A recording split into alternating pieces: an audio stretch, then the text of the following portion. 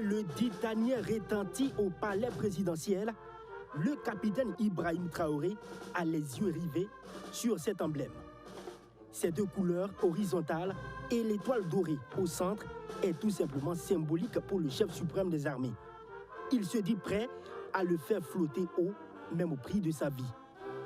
Couleur donc qui symbolise tout pour nous, prêt à vivre ou à mourir pour ces couleurs. Parce que la patrie que nous ont léguée nos ancêtres,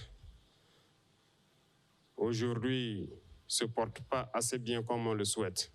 Le Burkina Faso ne se porte pas bien, c'est à cause des groupes armés terroristes qui assaillent le pays de partout. Alors, il faut se battre au prix du sacrifice suprême, tout en respectant les valeurs que le drapeau représente. Il s'agit de la dignité, de l'intégrité ou de la probité. Une année que le capitaine Traoré, ses hommes et le gouvernement sont vent debout contre ces groupes terroristes qui endeuillent les Burkinabés, le président de la transition attire l'attention des compatriotes sur la nouvelle dynamique dans ce combat. À chacun de mettre sa ceinture de sécurité pour ne pas chuter. Nous abordons un nouveau virage. Il est temps pour chacun de s'accrocher. Parce que ceux qui ne pourront pas, ceux qui ne seront pas engagés, ceux qui ne seront pas convaincus, ils vont tomber. Et nous n'allons pas nous arrêter. Le commandant en chef se veut on ne peut plus clair sur ce virage. Le désordre ne sera plus toléré. Quand je dis un nouveau virage, parce qu'il ne sera plus question de laisser le libertinage prendre le dessus.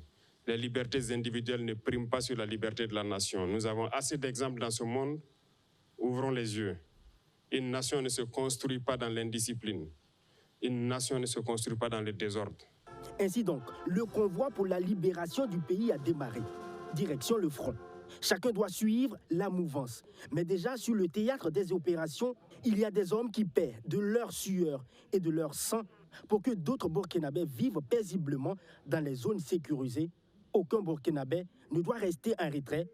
Il faut les magnifier. Qui sommes-nous pour ne pas les magnifier?